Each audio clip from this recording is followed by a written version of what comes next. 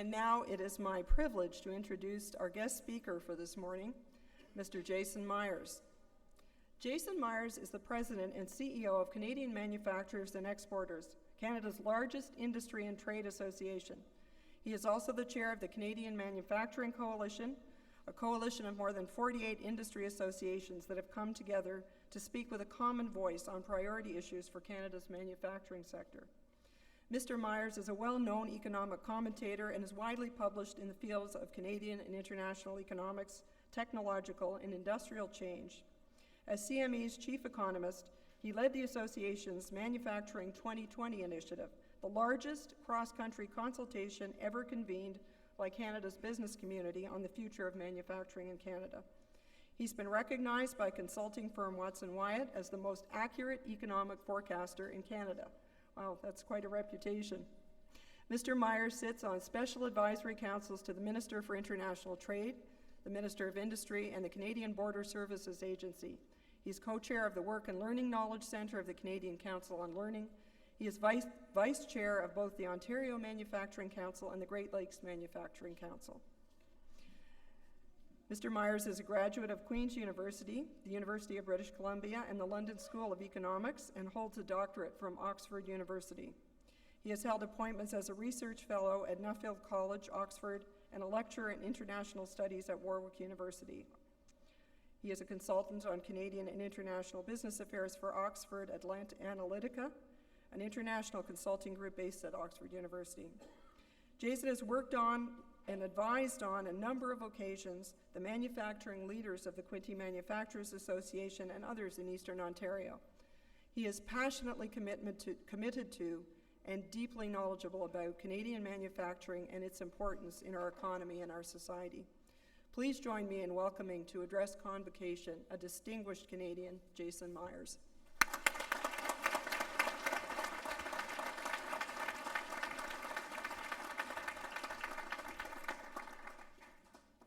Thanks, Maureen. Well, Mr. Chair, Madam President, family and friends and fellow graduates, let me say first of all how incredibly honored I am to be with you today to receive my honorary diploma, to celebrate with you, fellow graduates, your accomplishments here at Loyalist College. You know, I know exactly what everybody's thinking.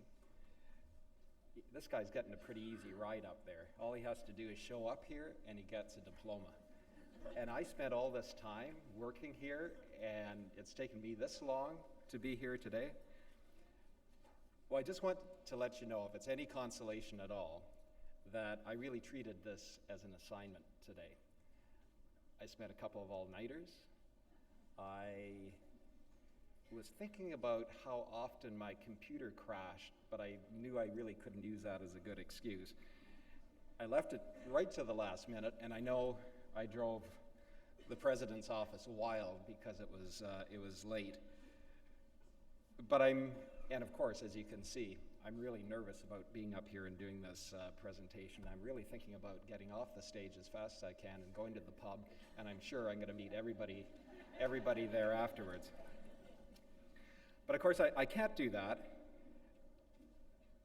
before I lead the faculty and your family and friends in recognizing your achievements. Each of you will be receiving your diploma today. That diploma marks not only the completion of a course of study here at the college, it also recognizes the skills you've acquired, the technical and the practical skills that you've developed in your applied studies, but even more significantly, the ability that you now have to think critically, to solve problems, to work with others, to organize your time, clearly better than I can, to manage projects, and to communicate well. Above all, today's ceremony celebrates your personal development. We're recognizing your commitment, your work ethic, your maturity, and the respect that you have for your own work and for that of others. You've shown that you can take responsibility. And these are all extremely important life skills. And they're important skills in convincing potential employers that they can trust you as reliable and dependable employees. They're really basic employability skills. Today's a celebration with friends and family, but in a community. So look back at your time at Loyalist and remember the support and the coaching and the mentoring that you've received from your instructors and from your fellow students. Above all, make that an important part of your contribution as you set out on your future career. I can tell you it's extremely rewarding. You graduate today from the schools of Architecture and Building Sciences, Skills Training, and Health Sciences with extraordinary opportunities lying ahead. I'm an economist, as Maureen said. Forgive me for that. But I'd like to say a few things about some of the trends that I see out there, some of the things that I see looming on the horizon that I know that will shape your careers in the future. First of all, unfortunately, I have to tell everybody we're all getting older. Demographic trends will be one of the most important factors affecting your careers. An aging baby boom generation means that there will be strong demand for people with the practical and the applied skills that you have. In fact, there are bound to be some very important and significant skill shortages over the next decade. We're already seeing some shortages in the labor market in some regions of Canada, particularly in Western Canada, but also in Northern Canada, even in Newfoundland and Labrador, here in Ontario as well. And these labor shortages are being driven not only by demographic changes, but they're being compounded by tremendous developments that we're seeing across Northern Canada in energy projects, in resource development projects, in infrastructure, but also in manufacturing, in services, in financial centers, and in public service to support the new development, the new economy that we're seeing in Canada today. This will all drive very strong demand for manufacturing, for services, for technology, and for public services. And these projects and what we see in terms of the economic horizon for Canada are all going to drive very strong demand for your skills and for you. Your skills are going to be in high demand. That's the good news. But you'll also be challenged by the expectations of an older generation. With more people retired and more seniors in the population than ever before, it's going to be up to you to generate the taxes and the investment revenues that we're going to require for our retirement, for our health care, for our social services. We're going to rely on you to increase economic productivity at an unprecedented rate.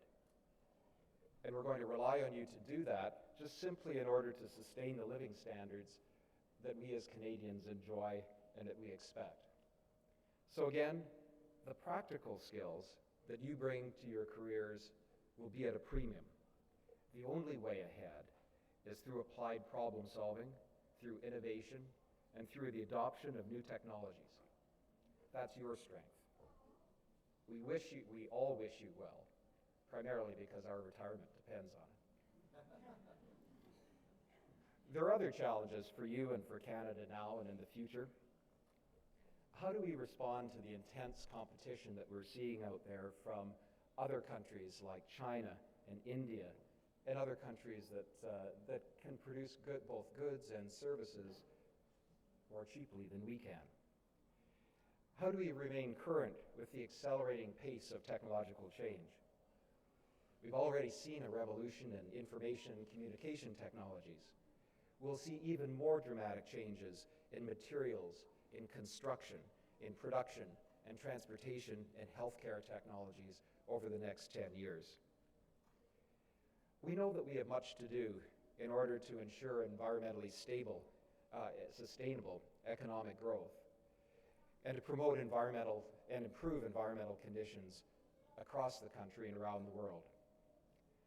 The development and more efficient use of new sources of energy will be vital. We'll need to develop and employ new and better ways of providing and managing health care for all Canadians. We'll need to meet the changing expectations and the changing requirements of customers, of businesses, of governments, of communities, and a number of other stakeholders. All of these challenges will call for practical and innovative solutions. For these, we'll rely on you. We'll also, of course, find new opportunities. New markets are opening around the world, driving new employment opportunities in business and the public sector alike. New technologies are going to provide us with unprecedented capabilities to communicate, to interact, to do our jobs, and to enjoy life. Above all, Canadians stand to prosper from these changes in an economy where we have one of the strongest and the most stable economies in the world, and in a society that's simply the world's best. It's up to you to make the best of these opportunities, to shape our country, our economy, and our society. And today, we all say we're confident that our future is in your hands. I've emphasized the importance of practical knowledge and skills that can be applied to solving problems. This is your strength. You know, there are a lot of ideas floating around the world today, but they all need to be made a reality. Imagination is extremely important, but imagination without discipline is simply chaos.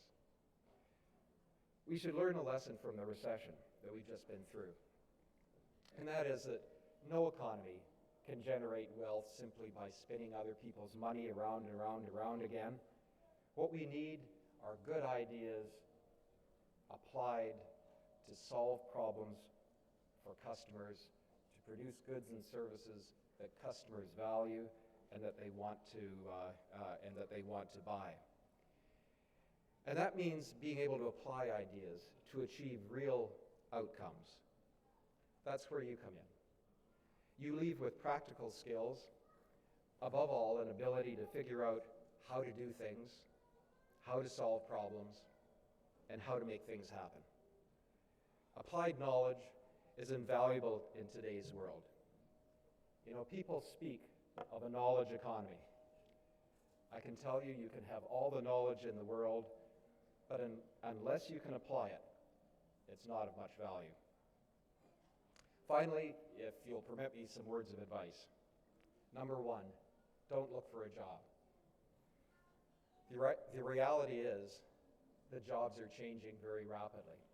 And as many of you know who have gone through a course of skills upgrading here at Loyalist College, the technical requirements of jobs are changing very rapidly.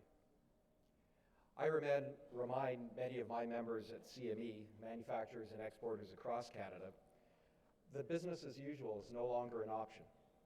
Companies that are operating the same way today as they were 5 years ago are likely in a lot of trouble. And organizations that do not embrace change over the next 5 years will be incredibly challenged. You need to embrace change as well. So don't look for a job. Look for a career. Follow your interests. Continue to learn. Make it a personal quest. Make it a lifelong adventure. Make it yours. And above all, have fun. Think of your capabilities that we're recognizing today as a platform for career growth, and grow with them. Always search for new and more interesting platforms. Platforms that appeal to you, that you enjoy doing. Listen better than you speak, and continue to learn, learn, learn. Be adventurous. Take risks, but know how to manage them. Look for opportunities why, rather than excuses why not. enjoy. It's important for you, and I can tell you that it's what most good employers value above all else. Now, I'm sure there are going to be a lot of days when you think what I'm telling you today is just a load of BS. But that's life. Just make sure that there aren't too many of those days ahead. Your career lies before you. The skills you developed here at Loyalist will serve you well. What you do with them is now in your hands. Now it's up to you. You're responsible. Just do it. Congratulations.